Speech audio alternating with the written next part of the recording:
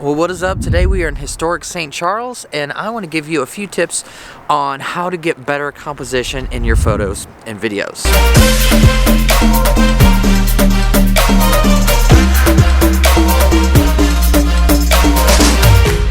Well, my name is Tony, and I am a filmmaker photographer in the St. Louis area. Like I said, I'm hanging out in the historic St. Charles area, which is really cool. There's tons of texture, tons of people walking around, tons of things to take great photos and videos of. So, what I want to do today is just share with you some of the principles that I kind of live by when I am taking photos and making video.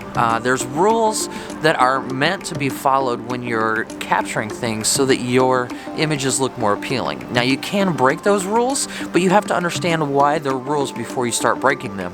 Otherwise, you're just going to look at an amateur. There's times when I just look through Instagram and I think, man, you guys are professionals. Why are you not following any of these rules? And I understand that sometimes you can break them, but for the most part, if you're breaking multiple rules, I'm going to think that you just don't know what you're doing. So I want to share some of these things with you when it comes to composition that you really should be following until you get a good grasp of what they do and why you should be breaking them. A good example of this is leading space. You want your subject to be looking through the photo. When you put them on the opposite side, it just conveys a different emotion, and that most of the time you just don't want to convey. So that's just an example of something we'll talk through in a little bit. So why don't we're gonna walk around and just see what we can see, and as I am kind of touring this little historic downtown, I will share with you 5 things that you should be incorporating into your composition. By the way, I'm rocking this new Peak Design tote pack. Let me know if you'd be interested in a review on this. Typically I use the Peak Design Everyday 30-liter backpack, but got this for Christmas and kind of excited to see how it works. Just look at it real quick. It's very similar to their other bag, but it's just a little bit smaller. This is a 20-liter. So let me know if you'd be interested in hearing my thoughts on this after a few weeks of using it. All right, let's get into it.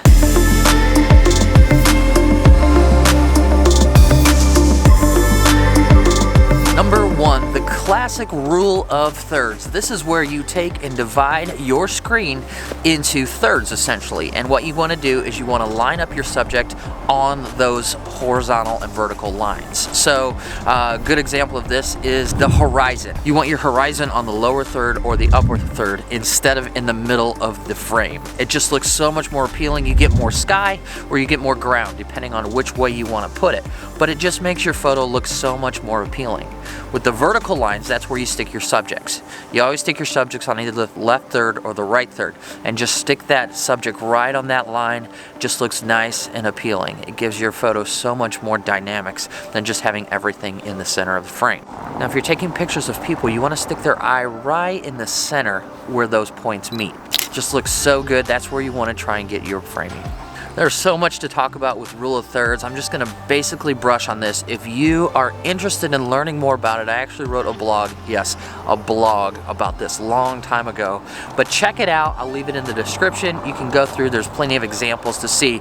The rule of thirds are something that you should be using constantly in your photos. In fact, Canon and other manufacturers have made it really easy. They put the grid on your screen. You can turn this on in your settings. Just make sure that your grid is on so that you can see exactly where your rule of thirds are when you're filming.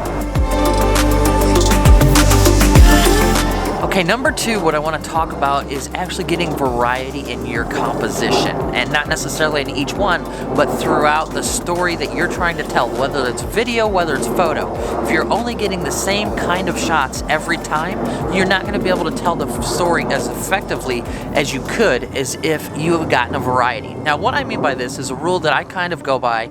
This is something I tell all of the people that I work with. You want to try and get shots that are wide, medium, and tight. And it's very simple. You want wide shots. Those are very establishing shots. Those are shots that kind of tell the broader picture. Then you want medium shots, which is kind of like a medium tight when you're talking about people. You know, those medium shots that still have a lot of detail. This is a really good use for like a 35mm. Then you want to get your tight shots, your detail shots, your shots of the close ring, the shots of the grass growing, all of those really tight, intricate shots, because those are ones that help you tell your story better.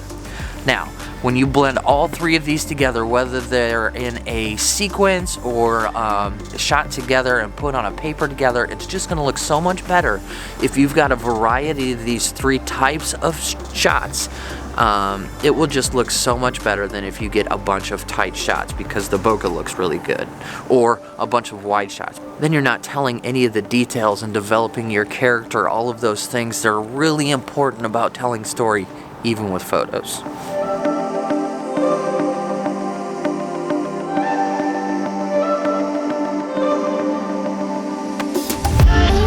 Alright, rule number 3 involves headspace and looking space. Both of these have to do with the direction that your subject is looking.